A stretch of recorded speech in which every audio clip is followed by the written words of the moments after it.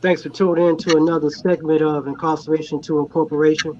It's another Friday. As always, we always log on and tune in and talk about incarceration process and we just chit chat and just talk about what it is that we do to help those transition back into society coming from the prison pathway. I'm AB. I'm the founder and the CEO. And it looks like we have some ladies on here today that we're going to talk about the incarceration process. We're going to talk about their relationship to the whole incarceration passageway, the process, how they tie into recidivism, how they tie into the whole incarceration process. So, like I said, I'm AB. I'm the founder. I founded Incarceration to Incorporation back in 2008. Well, how I founded it is I was actually incarcerated. I was in the federal prison system in Atlanta, Georgia, and I found a way that I can help those that have been incarcerated come home and transition back into society, whether it's through entrepreneurship or doing stuff positive in the community or just helping somebody get a job. So that was the reason why I started it. And I got with these brothers, and these brothers helped me moving this along. I got with ATR Media, ATR Media ATR, what is it? ATR Relevant Media. I'm sorry, Joyce. And what they're doing is gave me a platform to be able to help those reach out to those individuals that are incarcerated and those that are home trying to transition back into society. So, like usual, I always introduce my co-host Joyce Hall, who is responsible for helping me put this platform together. And like I said, we got some lovely ladies on today, and I know they got a lot to talk about how they tie into the whole prison passageway. So, Joyce, I'm gonna turn it over to you. That you introduce them, that you tell what you are, who you are, what you got going on, and then we're gonna turn it over to Julius Campbell and let him do the introduction, the initial introduction to these lovely ladies and what they got going on. Julius Hall, my brother. Good evening. Good evening, everybody. Thank you for tuning in. Don't forget, share, share, share, because somebody might need to know the information that we put out on this platform. Every week, every Friday at 6 o'clock, we try to be as informative as we can so that we can help somebody. This broadcast is also being broadcast into FCI Jessup, the federal prison down in Jessup. We thank Dr. Leonard Smalls Pastor Dr. Leonard Smalls for his radio station broadcasting this into the prison. We're here for to be a help to anybody with the reentry process. So the information we give is valuable so that we can lower the recidivism rate. I thank AB and Julius for uh, uh, their stewardship in helping us get this out to the world.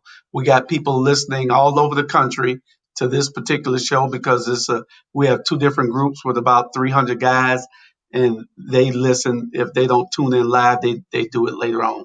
So we're on YouTube and Facebook, so you can get us at any time. All things relevant media on Facebook, and ATR Black Media Network on YouTube.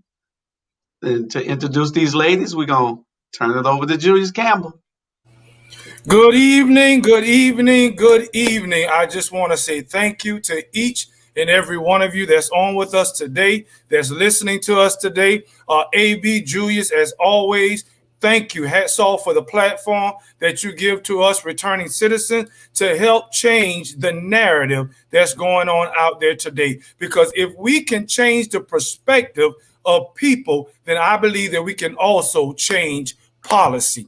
And that's what we're going to be talking about tonight. We got three lovely young ladies on. And the beautiful thing about tonight's segment is they are going to talk to us about three different perspectives on incarceration, whether they were in, whether they were affected, or whether they're trying to prevent. They're going to share their stories. And one of the reasons how we can all relate to that is, I know AB has already stated it, myself also included. I was incarcerated for 26 years in the Georgia prison system. And since I've been home, I've been having an opportunity to be a connector of dots, if you will, resources and people, creating dialogues. And that's what we're going to do tonight. We're going to create a dialogue, and hopefully in this dialogue, we're going to learn how we can effectively change the narrative of incarceration and returning citizens. So without further ado, I want the three ladies to introduce themselves. And I want you basically to just keep it at the introduction level right now, and then we will transition into the rest of the questions. So I'm going to start off with Coco first, and then we'll go to Angela, and then lastly we'll go to Sherika. Tell us who you are and your relationship to incarceration. And if you were incarcerated, you can tell us how long, not what you did, but basically how long you were incarcerated. So we'll start with you first, Coco. Hey, y'all. Good evening. My name's Coco Pappy. I just want to thank y'all very much for having me on this platform tonight. I deeply appreciate it. I work at Deep Center, where I focus on public policy and legislative advocacy, specifically around the criminal justice system and the juvenile justice system. I have never been directly incarcerated, but have had loved ones in and out of prison and jail and the court system. And so for me, it is both personal, but it is also political. And it's just trying to figure out how we can systemically chip away at what exists so that we can essentially just honor the beloved humanity and dignity of all people. So that's just why I'm here tonight. Thank you. Thank you. Angela?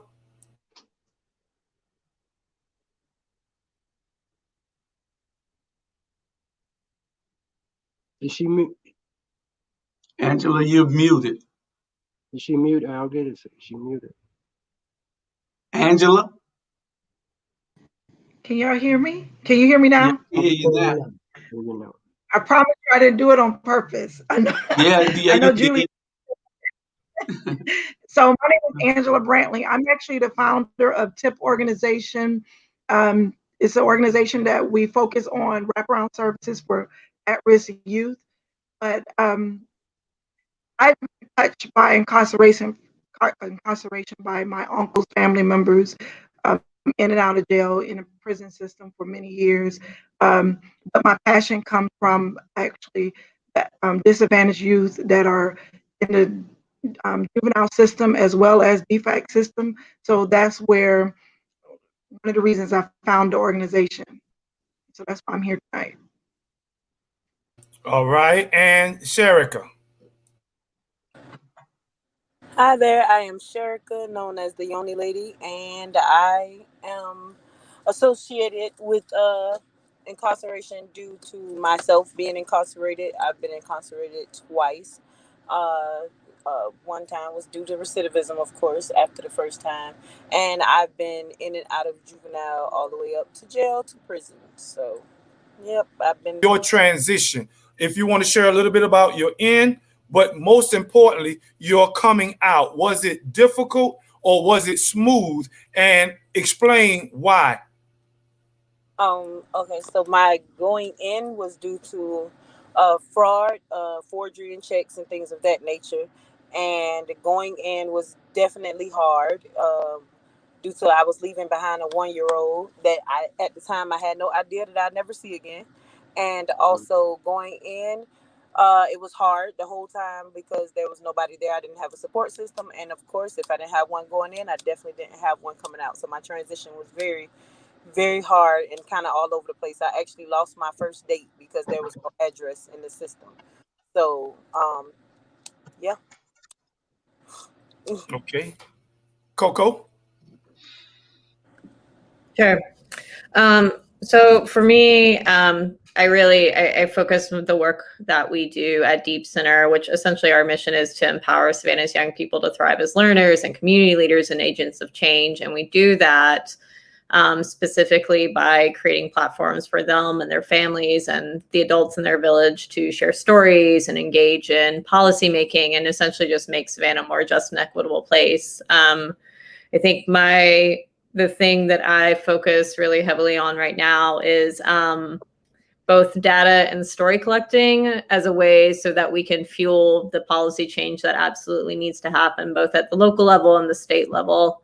And I can rattle off statistics. I think, we all sort of know the dire impact that incarceration can have in our communities and the holes that it blows in our communities. But at the end of the day, the United States just arrests and incarcerates too many people. I think it is more an anomaly that you don't know someone who hasn't been incarcerated, who hasn't been touched by the criminal justice system, than it is knowing someone. And so, when we think about it, we've got almost 2.3 million people who have touched the criminal justice system.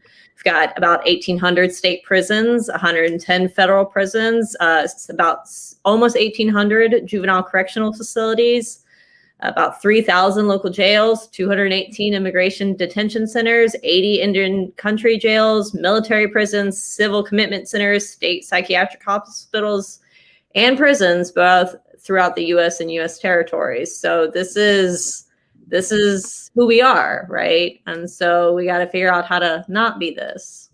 Right. So that's where I'm focused on. And you may say, I'm glad that you brought out those statistics, and AB and Julius, jump in when you're ready. But I want to share this with you, Coco, and you probably know a lot of people you would think know what we are speaking about. But I have found that by and large, a lot of the community is ignorant to A, those statistics, but definitely B, the results or the effects of incarceration on a family. So if you would tell us, what is policy and why is that so important? Because the average community person does not understand why they ought to be directly involved in trying to change policy. Yeah, absolutely. I mean, I look at policy as sort of like the bones of what makes up the body of the society that we exist in, right? The way you can walk within the world, the access that you're allowed with certain things, the laws, the cultural norms, all of that comes from policy, right? And so policy often feels really unattainable. It feels very inaccessible. It feels like bureaucratic mumbo jumbo. A lot of our young people always say, like, that doesn't concern me. And like, in a lot of ways, that's like why, like policy has been created so that it makes people feel that way. Not intentionally, but like, it's just, that is sort of the legacy of policy. And it's really the opposite. Like, good policy comes from the direct stories, right? Like, people's stories are the evidence for some of the best policies that exist. And also, incorrect stories are the things that fuel bad policy. I think some people may remember Governor Zell Miller passing one of the most damaging, dangerous crime bills in the entire history of the United States, is the 1994 Juvenile Justice Crime Bills, the 7 Deadly Sins law, that ended up leaving an entire generation of young people and their loved ones and the adults in their lives incarcerated. And that's not damage that's just going to be undone even within a decade. That is years in the making. And so in thinking that these things feel very, very far away, it's meant to feel like that. But this is the stuff that impacts your day-to-day life and how you can exist in the world. So that's what I would always encourage people to say about policy, is that your stories are the evidence, and that's what makes good policy. Right. Awesome. Angela, you heard what she said about the number of juveniles that we have in the United States, and also the generational effect. Tell us a little bit about your mission and your mission statement, and how you see young people affected by incarceration. Right. I was getting excited because it goes along with my mission. And one of the things we practice is, we teaching all the juveniles and their families, is strengthening the community by educating. In order to break the generation patterns that we see, we have to educate them first. So that's one of the reasons I chose that. One of the reasons I chose the mission I chose, in order for us to stop our youth from going down the wrong paths. So that is our mission, is to educate and break the generation patterns that we see that's happening right now. Now, I say Yanni, Sherika, tell us how you were affected by incarceration, and just share your story. Share a little bit of your story. You're on mute. You're muted. I'm sorry. Affected, I would say. I mean, I was always an active kid, or shall I say, bad kid. So I was always told that there was a place for me, and they was telling me about juvenile There's before I knew no what a bad kids, no bad. exactly, but I know that now. But that's what they told me over and over. So it's kind of like it was spoken on me. They just kept saying it's a place for you, it's a place for you, and that was before I even knew about juvenile. And I remember going to juvenile for the same thing that every child does in school at some point in their life, was for getting into a fight. And I got into a fight, and I was taken to juvenile. It got to the point where I had received a probation officer. So what other kids would get a whooping for, I went to juvenile for. So if I acted up in school, the teacher wouldn't call my parents to whoop me like other kids. They would call my probation officer. And so my probation officer would take me to juvenile. And it just became a record where every time I did something, whether I skipped school or I went off on a teacher or got in an argument or a fight with a student, I would go to juvenile. And then it led up to me being committed to the state. From being committed to the state to being put in DJJ, juvenile group homes, from group homes to foster homes to back home, to it was just like a never ending cycle. So by the time I got into a street fight, I was 17, and all my friends went to juvenile, and I went to Chatham County Jail. So they took me there, and then that started the process. So every time I did something else, of course, I now have a record. I'm going straight to jail. And from jail, after growing up, getting backgrounds, I couldn't stay in certain places where my mother could stay because I had a background. So now I can't live at home and be under her roof. So now I'm just doing what I want to do because I'm hanging out with friends, and now I get into more trouble. And that goes into me getting involved into checks and things of that nature. And then I get sentenced to prison. So going into prison, that was a different ballgame because that's where they put you at, and you have to sit down and you have to stay there, and there's no more bonding out or any of that nature. And going to prison was a big wake-up call. I definitely didn't think I would ever make it to prison, but I did, and it cost me a lot. I was affected in a lot of ways. I mean, I went to prison to mom, and now I'm no longer a mom. Other things happened, like I lost my home, my property, my relationship that I was in, my daughter was taken. All of these things happened due to prison. And now I'm just out, and I'm just, I mean, my business was even birthed through prison. I was diagnosed with fibroids and endometriosis inside of prison, and I had to fight for extra pads. So that's why I started the extra pads for prison, and I donate pads to the prison for the women. So a lot of things, a lot of negative things happen, but a lot of great things happen from me going inside as well. Well, I got to tell you that I am very, very, very proud of your story. I tell people about you all the time. I even, when I was trying to get in touch with you to come on the show, I was telling AB, and he in Wilson, North Carolina. I said, I got the person I want to come on here. So, because she has an amazing story, and it's a very great success story. So, um, before the show is over, I want each one of y'all to make sure y'all tell people how to get in touch with you, because I see your little commercials and everything, girl. You doing it. I'm serious. You're really doing it. We're proud of you. We want to make sure that everybody knows where to go, where these ladies need to go at to for the services that you provide. So make sure you do that before this show is over. And I'm glad that you said that, because and I'm going to segue into the positive aspect of their organization and their businesses. But I want to make sure that the community understands the damaging effect, the word that Coco used. I like that. I want to make sure that the community understands, why it is so imperative that they become educated. And the way that they're going to understand that is knowing that they are directly affected directly affected by incarceration, whether it's from a juvenile perspective or an adult perspective. So I want Angela to tell us a little, just tell us a story. You don't have to tell the individual names of the story, but tell us what you have saw as it relates to your organization and how the young people were affected by incarceration. I have seen a lot, and then just listen to the Yanni lady. Just it's something that we hear all the time. Fights, youth getting in one little simple fight, leading them to 3 years in juvenile, running away from home, ending up in juvenile. It's an endless story, and that's why it's a passion for me for us to educate our parents, educate our youth, because this is happening a lot. I have youth come up to me every day and be like, well, how this person got this amount of time and I got this amount of time. It's like, I have one story I can share with you where I had this young man, he got in one fight and he did 3 years for that one fight.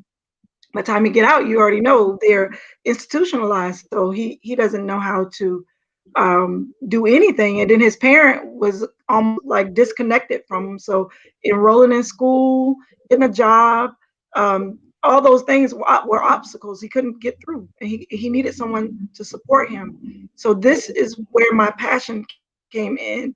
I was working for another company at the time, but I couldn't do but so much.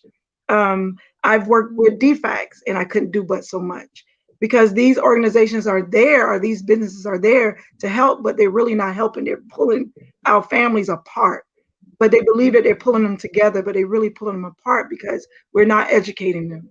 We're not supporting them to stay at home the ways that we should. We shouldn't take parenting away from a parent. We should allow that parent to spank their child or to discipline their child the way they discipline. But, laws changed where you couldn't put your hands on them. You couldn't do certain things, and that made it difficult for parents. So now we have the juvenile system trying to discipline youth when the parents should be disciplined.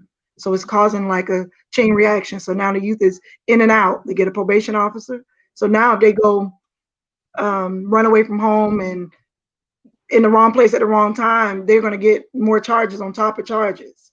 Now they place back in juvenile or back in a group home, and now they just continue to go in and out of the system until they become adults. Coco, I don't know if you know the statistics. You may be able to correct me if I'm wrong, but I believe it was at least 75% of children who have an incarcerated parent is less likely to graduate from high school and is more likely to follow their footsteps into prison.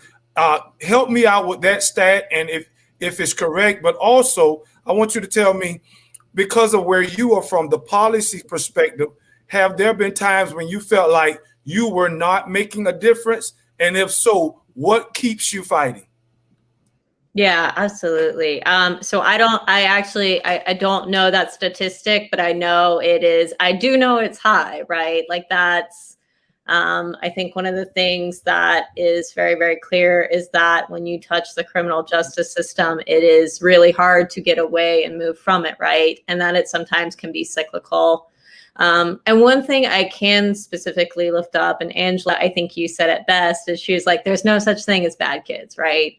And I'm really appreciative of this view because I think we underestimate, or we don't necessarily have the language or culture that specifically talks about the fact that like our kids experience a really large amount of trauma, right? And we're talking big trauma, we're talking little trauma, right? It could be big trauma from a really chaotic family situation, from violence, from, you know, there's 1,001 things, right? But we're also talking about like the way that microaggressive trauma happens every day, like everyday racism, everyday sexism, like those are the things that build up, right? And more so this idea that like we, you know, bad kids, like, so up until about March of 2020, Chatham County had one of the highest numbers of court-involved youth in all of Georgia out of our 159 counties. We had twice as many youth touching our juvenile justice system as any other county. So Fulton County, DeKalb County, Cobb County, places that are major metro areas that have, you know, 3 and 4 times the population of us. And it's not because our kids are like more bad, right? It's because we specifically had the effects of a very punitive juvenile justice system.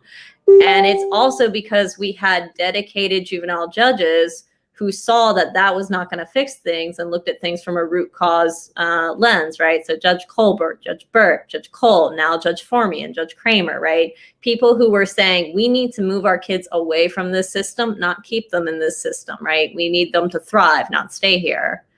The other thing too is that when we're talking about policy, like there are no overnight fixes in policy, right? Like policy is a long haul game. And, you know, I feel enthused by the progress that Savannah and Chatham County is making now, right? That comes on the backs of a lot of people though, right? Like we didn't have to be here. We didn't have to make the decisions we did that fueled mass incarceration, but we did. And so I think the thing that keeps me going is not only like, what is the other option? We're not going to do this. Like we decide that it's too hard and we're not going to do it. But also I think it's spaces like this where people are sharing their stories, right? And those stories are given the dignity that they deserve. And it's folks coming to the table and pushing forward fair hiring policies, pushing forward fair housing policies, saying that like, no, our decisions were wrong. Like we messed up and we got to do right by people, right? And so I think like that progress, even as slow as it can feel sometimes, is what keeps us moving. You know, right now at DEEP, we're focusing on pushing the county and the DA's office to create a cash bail ordinance because people don't need to be sitting in jail for a crime they haven't been convicted of simply because they can't afford to get out. That is not justice and that is not fair, right? And so that we have local elected officials that are open to this, who want to see this in our community, is a positive sign, right? So those are the things that I think that we can cling to. But as Dr. Otis Johnson says, you gotta, you know, you stay in the struggle and you do the work and, you know, you just push forward. Awesome response. And now we're getting ready to segue into the positive, productive testimonies of your business, Sherika and Angela, your success stories, and you also, Coco. But before we do that, I've been looking at some of the comments on Facebook, and I think this is an opportunity for you to speak to some of our viewers. One person said, if they're not teaching us right, or young people, then what makes us think they're going to treat us right? And then somebody else said that the criminal justice system is not trying to rehabilitate, but they are creating criminals. Now, some of those comments are correct, but what would we say? What would each of you say, whether it's to the juvenile, whether it's to the returning citizen, Sherika, or even you, Coco? What would you say to those that are watching? They are right. The criminal justice system, prison and correction, is punitive. It's not rehabilitative. But what would you say to that person who says what they just said? What can I do? Should I just continue to complain, or should I fight and change the narrative? And either one of you can go first.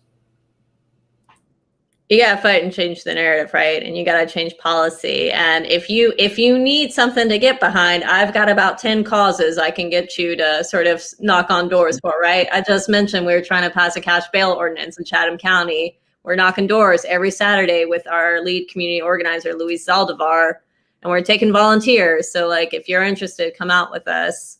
One of the things we did earlier this year is we published this thing called The Problem is the Problem. And we worked with the Vera Institute of Justice, getting data from our local county jail to see what does it look like? Who is going into our jail? What are the patterns? What did it look like pre-COVID? What did it look like post-COVID? And ultimately, what we're really focused on are like, what are the policies that are aggravating this or alleviating this, right?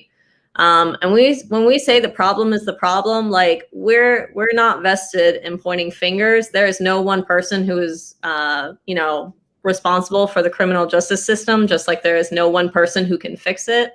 What we're focused on is finding solutions at a systemic level that will help our community, right? That will honor people's dignity, that will rehabilitate people and usually treat what is the root cause of why they're doing something rather than punishing them. Like, we cannot punish our way out of a crisis, which is affected by poverty, which is affected by racism, which is affected by, I mean, you name it. Like, there is a reason and a root cause for that, and we have to keep focused on that. One of the big fights that we're really looking forward to next year is raising the juvenile code age in the state of Georgia. There is no reason a 17-year-old should be tried as an adult. That is absurd. One of the other things that we're really excited about is we've got a local state representative who's very excited about putting forth and sponsoring a bill that would end juvenile life without parole. A child who commits a crime should not be kept in prison for the rest of their life without the option of parole. That is morally wrong, right? And it just doesn't make sense. So I think like there are plenty of ways that people can get involved. It's just finding the thing that you're like, that's my thing, right? That's what I'm willing to fight for. Awesome. And what about you, Sherika? What would you say to the returning citizen, that person that has come home from prison, be it 20 years ago or 20 days ago? What would you say to them that said, well, man, ain't nothing going to change. They're going to keep us down. What would you say to those individuals? I definitely believe in the old school cliche, like you have to change your people, places, and things. As much as people hear it and say it a whole lot, it definitely changed my whole narrative on thinking. I mean, we all come out with the pessimistic thoughts. We know that we ain't gonna get no job. We not gonna get hired. They not gonna let us get an apartment. They not gonna do this. We know all of that in our head, but if you constantly speaking that and you're around people that's telling you the exact same thing, nothing is gonna happen great. Nothing is going to change for the better. So you have to get around people that understand you've made a mistake, you paid for it, and now they're willing to take a chance or give you a chance, take a chance or give you a chance at bettering your life. So anybody, whether you've been locked up for, like you said, 20 years, 20 times, 20 days ago, it doesn't matter. You have to get out and you have to remove yourself from around the people that are speaking the same thoughts that you heard inside or negative thoughts towards that. You got to get around somebody. You got to go in rooms that are talking and speaking words that you don't understand. I started going around and networking in rooms, and I didn't understand what was going on, but I stood around, stuck around long enough to get where I needed to be. And you just got to jump out and get around people that wants better, knows better, and knows a little more than you do. Awesome. And Angela, what would you say to that social worker, that individual that's in the trenches and they're ready to give up and feel like, I'm not changing anything, what would you say to that person as it relates to the youth? Well, one of the things is just like Coco said, we have to be able to change the policies. We have to not give up, and just like the Yanni lady said, we can't speak negative. I'm always telling the youth this. This thinking, it has to go. We can't keep saying, oh, why, this and that. This is the reason they keep doing this because I'm this and that. We have to like speak positive on ourselves, and sometimes it's harder for youth to do it than adults. So a lot of times when people are working with children, it gets discouraging. It's a tough job. I can truly say it takes a really patience and blessed person to work with youth because they are so negative and they're not going to look at anything on the positive side. Most of them not. So it's kind of hard to give up. You got to always push forward. You got to give yourself that time and that space, and then you have to push for the policy change. You can't just say, oh well, this is how they do it, I'm just here. I hear it a lot. I hear and I'm not, just like you said, we're not here to point fingers. I hear a lot of people say, hey, I'm that's above my pay grade, I can't do that, I can't do this, and they don't want to make change, so they just become a problem to that system as well. They just adapt to whatever's going on instead of trying to be a part of the change. So I think as adults, we need to figure out how can we maybe be a part of an organization that's trying to make change and then move that in that direction. Gotcha. All right. Now, this is the Segway session. This is where we hear how you have overcome. Sharika, we know you have a business. We want to hear your transitioning. Tell us about, this is called, AB says it, Incarceration to Incorporation. A desire that AB saw when he was in prison. Now he's actually able to see it come to fruition. So, Sharika, tell us about your story, if you will, your business and how you started, and what would you share with others who want to start their own business?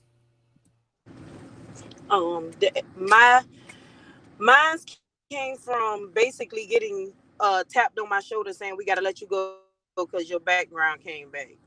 I was definitely out here getting jobs just like everybody else, down to the warehouse jobs. I have worked at probably every warehouse you can think of, from Pooler to Port Wentworth, um, Highway 80, and they've all tapped me on my shoulder a week or 2 weeks later and say they have to let me go due to my background. I knew I wanted to be an entrepreneur, but I didn't want to be forced and thrown out there to be an entrepreneur. So my transition started immediately. Then I pulled my background report, and my significant other at the time was just like, yeah, you gotta work for yourself. Nobody's gonna hire you with this, because it was like this thick, and it was full of financial crime. So basically, the job that I know how to do, they're not gonna trust me to do. So it came from that, and I definitely had a passion for what I do. I always talk to women about, natural products and going natural, going organic, going these different ways. And they would listen and they would try the things that I would tell them to try. And so eventually they was like, well, that's what you're good at. That's what you're great at. That's what you're passionate about. Why don't you push this and do it yourself? So it started out with me just doing online products.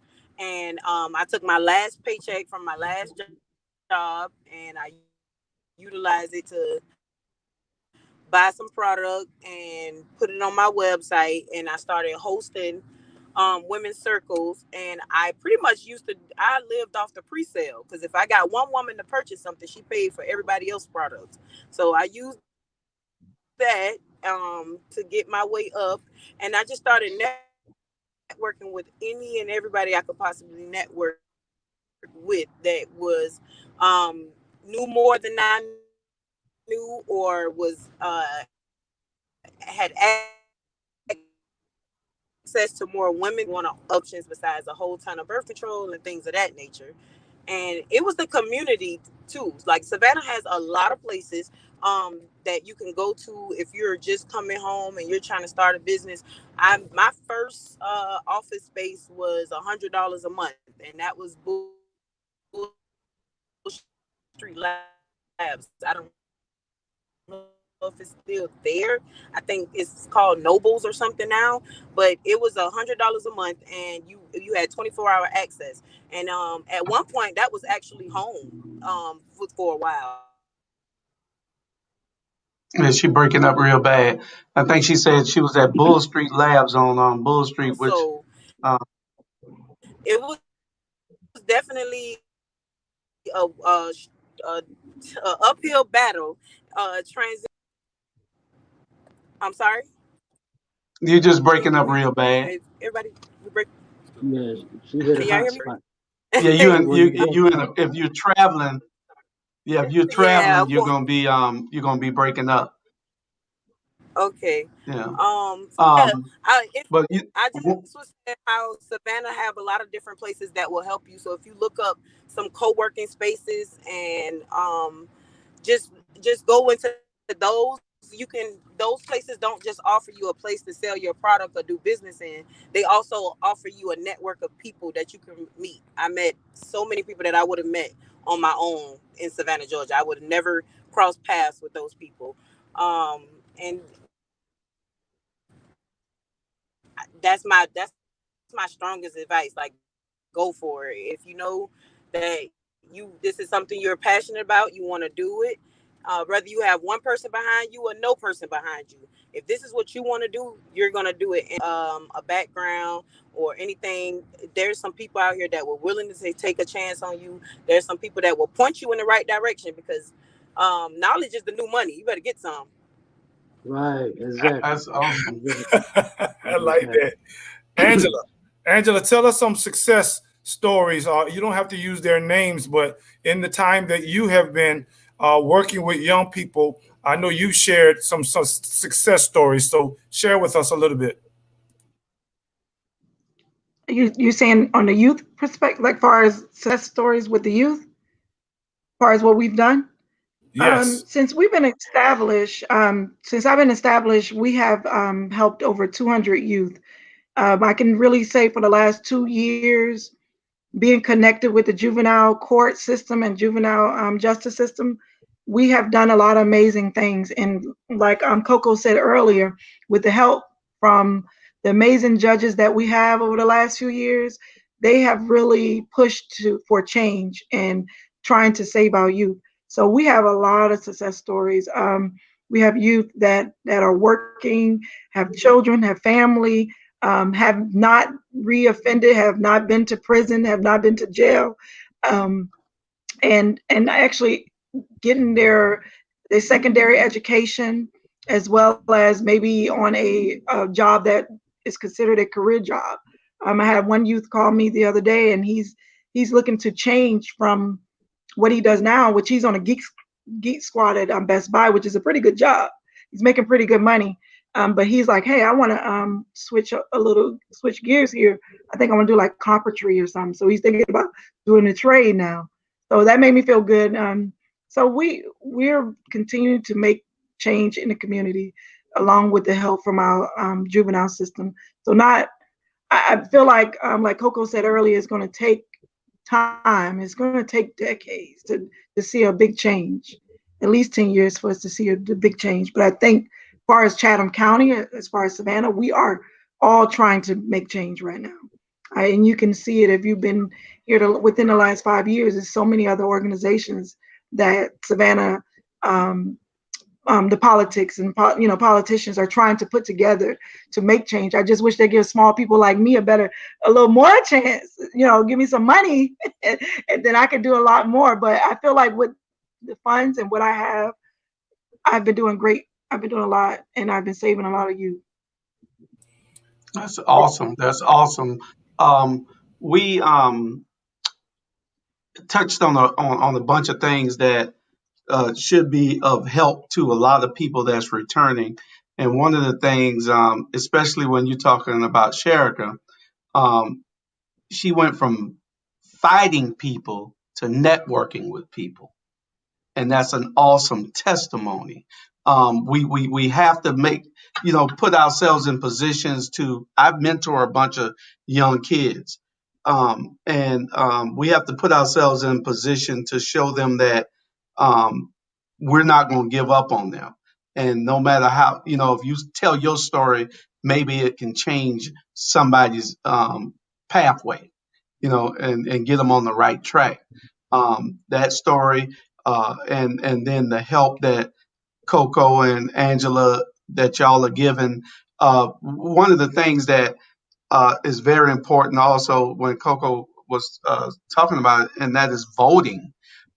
You have to vote. The only way that you can change policy is by having the right people in place to change the policy, and that is only done by through your vote, by putting those people there.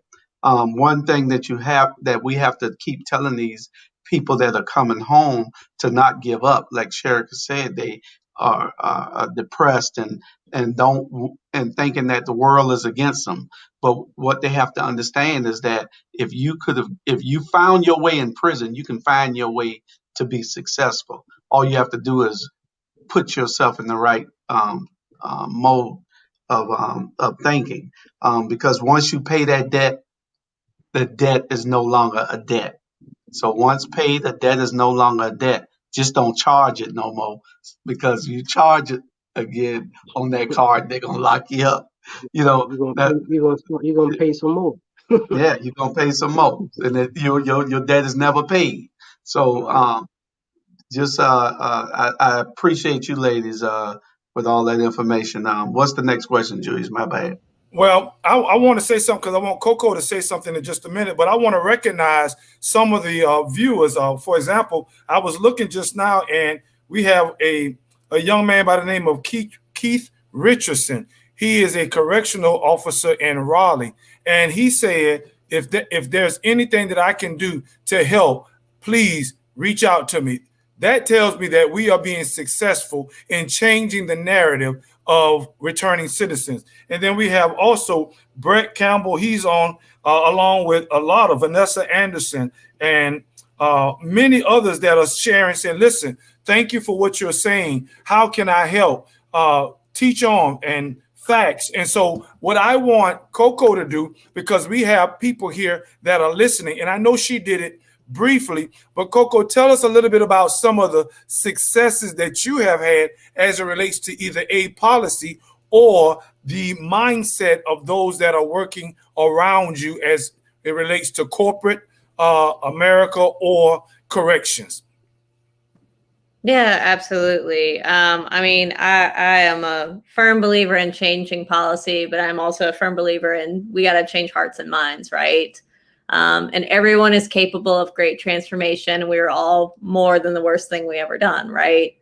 And I think like this is one of those moments where I'm just always reminded by the amount of people who exist within the city of Savannah who are doing this work, right? So I think Angela and Sherika and y'all at All Things Relevant Media, but I also think about like the Beverly Trotters, the Latasha Barnes, the Molly Liebermans. Like there is just, you throw a rock and you find someone who is working with young people or working with families, right? And who is trying to provide resources that we can't necessarily find in other places, right?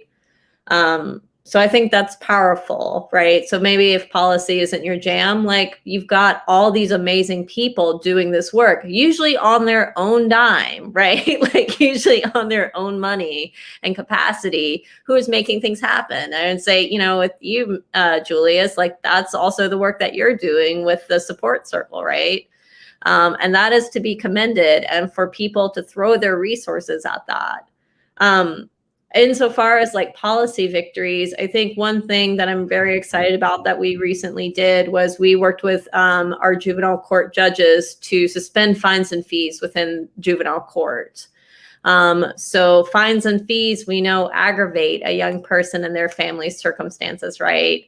And our judges had the good, clear vision to see that policy wasn't helping them. And many of them already practiced it, right? But now it is codified so that when we don't have, you know, I would hate to say in the future that we don't have a judge that truly understands the struggles of young people in Savannah.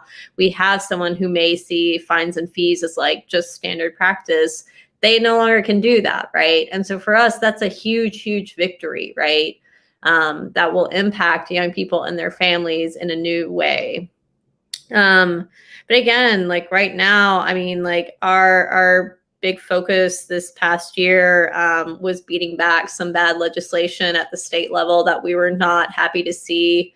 I think one of the biggest successes that was led by the Southern Center for Human Rights was HB 479, which was repealing citizens' arrest. And Representative Carl Gilliard was very involved in that.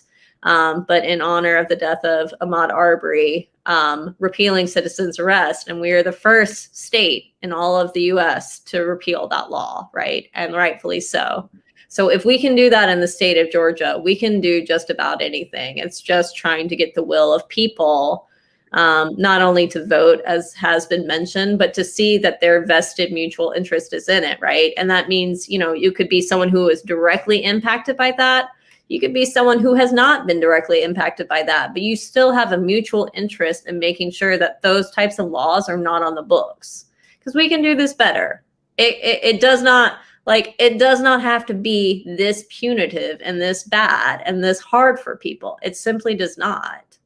And it just takes folks stepping up and saying, yeah, I think it can be different. It doesn't have to be this way.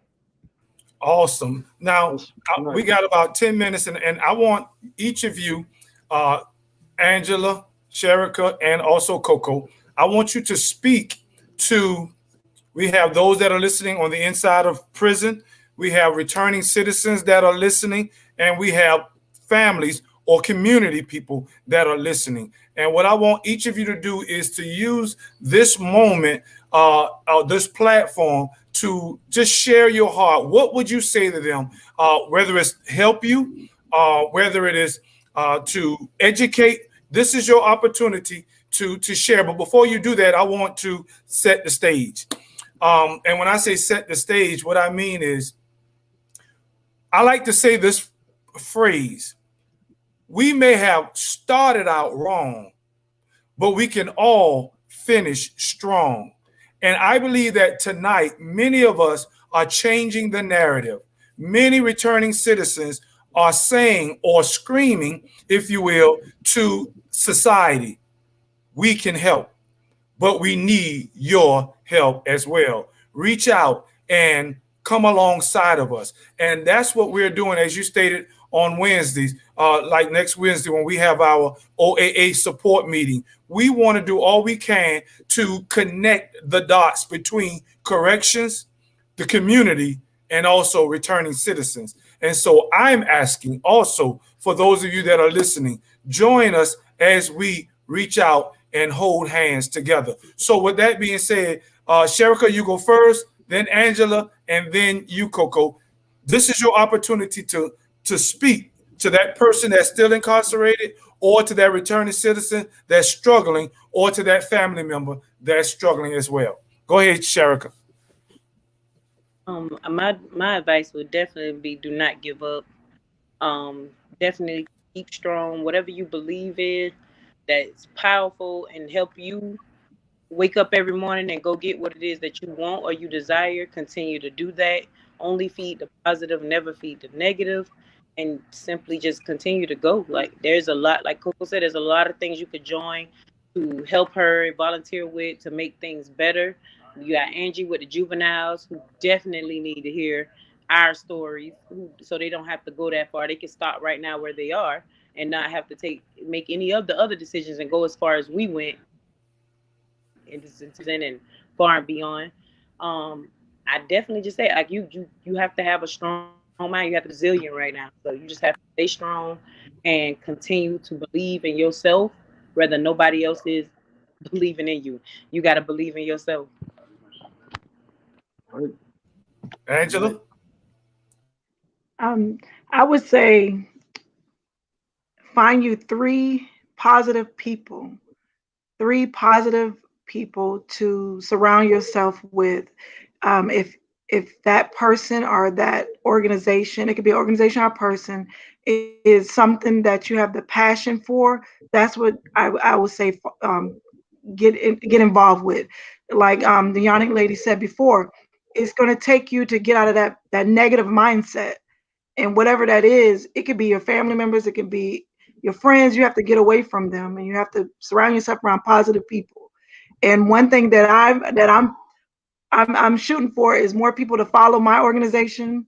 I believe that in the next year or so, we really gonna make a difference because we have some more funding and some more support behind us. But follow TIP Organization Inc. We are on social media. We're on Facebook. We're on Instagram. We also have a website. You can look at our website, which is www.tiporganizationinc.com. And then, like I said, on a positive note, just stay positive, find yourself, find your niche. And I wanted to say this earlier, that it's funny that you got all three of us on here, because TIP, I didn't say what it stands for, is Talented Individuals with Power. So with that said, is we came up with that name because everyone has a talent and everyone is powerful. But sometimes people don't know where it is or how to dig it out. So what we do is we start with the juveniles, with the youth, and we help them figure out what their strength is. So people like your Yanni lady and Coco, we need you to come speak to our youth so we can give them those positive people to be able to have support. Julius is already mentoring youth in our program. So we need more mentors, which will help us be able to save more lives and change lives. Awesome. Coco. Yeah, I mean, I think I just want to remind people of the fact that they have a beloved humanity and they have dignity, and that I think sometimes the most powerful thing you can do is share your story. I think shame dies when we tell our stories, right? When we tell them honestly and we have people bear witness to them. So I kind of want to take this moment. I mean, I can talk all day about policy and whatnot, and that's great. But I think it's just to remind people that even in the isolation and I think the shame and the stigma that can come with it, like, you're not alone. And like, again, like, your beloved humanity and your dignity, because that is yours, right? That is always yours, and it's always there, and no one can take that from you.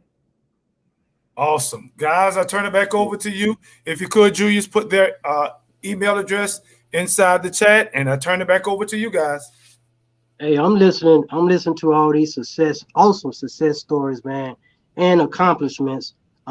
Especially Coco, with what you got going on with that whole policy driven thing. I definitely want to get into that policy driven thing, because that right there is a key element to change. And Sherika, you are inspiration to me. That's one of the reasons why I started Incarceration To Incorporation, because of the story that you gave, and the things that you're doing. Because I seen that a lot of people in prison was coming home. They were very talented people. And Angela, like you said, with the talented individuals, that's the most powerful thing. You know what I mean? Because we're coming home with an idea. We coming home. We've been incarcerated. We had nothing but time. We had nothing but time on our hands to come up with different ideas. So that's what I did. I came home. I started Incarceration To Incorporation, and that led me to helping others. You know, other men and women coming home from prison. I gave them the resources that they need. You know, that they needed to to get jobs. And when they was on their jobs for like 6 months, they saved all their money and started their own businesses. You know, so that's the reason. That's where it come from. Incarceration To Incorporation. Now you started your business. Now you an incorporation. You started an incorporation, and that's what it all started at. You know, Angela, you said with the talented individuals, like you said, like I'm saying now, it start with talented individuals that's trying to change, and we need folks. We need people to take like Sherika said in the beginning, take a risk, take a chance to help these individuals, you know, help them bring that change about within themselves. So that's, again, like I said, these some awesome stories, awesome success stories, awesome accomplishments, and we would definitely have y'all back on for future, man, and log in and to tell people about, you know, other things that you all are doing, and just more accomplishments and seeing some of those changes that's in those individuals that y'all helping. So I thank y'all for coming on, and it was a lovely show, and I'm pretty sure I know that we helped somebody to look to that change and want to change. And I'm gonna turn it over to Julius Hall, and he gonna say what he got to say, and then we're gonna close it out. I wanted to bring attention to something that Brett Campbell said. He said maybe there should be a board of all these groups to communicate with each other, so the possible duplication is eliminated. Group focus is better than individual focus. And that's one of the things that True. Julius Campbell is really trying to do. That's one of the reasons why he and AB talk so much, so we can try to get these things done. Keith Richardson, the prison guard that was on here, that commented. Keith is a regular on this show also. He is a current prison guard in North Carolina. Great guy. He's the kind of guy that any prisoner want to run into if you were in prison, because he's going to try to help you. He's And not let me there say, to hey, Julius, let me say he's a correctional officer in Central Prison. Central Prison is one of the most talked about prisons in North Carolina and across the world. So that's everybody that be incarcerated, if they on a maximum capacity, they have to enter into the central prison system. Yeah, he's a great guy, and if y'all need him to come and do anything, give his he has this presentation that he gives. I'm talking about he'll come and do whatever you need him to do, and I'm talking about for nothing. He's a Yeah. great guy. He's a man of God, that is just doing awesome things. And you all need to hook up with him. If any of you all need his information, just call me or get in contact with Julius or AB. We got his information on speed dial. But he's a great guy, and we we wanted to just remind everybody that voting is very, very, very important. If you don't vote, then you don't count. If you don't vote, then you don't matter.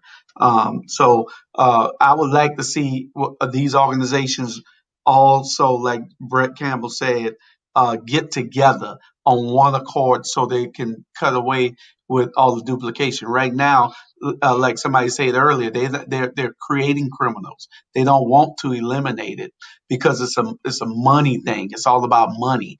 But when you cut that out and you start giving it to, I think Julius got a group where they're all trying to unite. And be on one page so they can do some things. And that's what it takes. But the people, the real backers, they don't want this because it upsets their money. They want the money split up so they can get the money and funnel it into their private bank accounts. But that's just one of the things I wanted to tell everybody. You know, we got this platform so we can give out information that people can use. That's what this platform is all about. And I thank all y'all for coming on. Ms. Sherika, we need to talk because your story is powerful, and it is the type of story that this platform is all about. This platform is about making sure that people understand that it's not over until God says it's over. They could have threw the book away as much trouble as you got into, but look at you now. You know, Right. I'm serious. We all proud of you in Savannah. I mean, seriously, you're doing great and awesome things. But AB, you can close us out. All right. Jay. Well, Julius Campbell, you have anything to say before we close out? Just make sure you put Coco's her email address, because Miss Barbara Arfton is wanting to get in contact with her as it relates to some of the things that she's doing. So Coco, if that's okay, we want to put your email address. If you have an organization, I don't know the name of the organization that you're connected with, so we want to put that inside the chat room. All right. Thanks for tuning in to another segment of Incarceration To Incorporation. Make sure you tune in each and every Friday from 6 to 7, as All Things Relevant Media is the platform. All Things Relevant Consultant on Facebook and YouTube. Make sure y'all tune in each and every Friday from 6 to 7. Make sure y'all tune into all the shows on All Things Relevant Media. It's been an awesome show, and I thank each and every one of y'all for coming on to share y'all stories. And we'll definitely have y'all on to a future show. Thank you, Coco. Thank you, Sherika. Thank you, Angela, for an awesome show. Good night, people. Thank y'all. All right.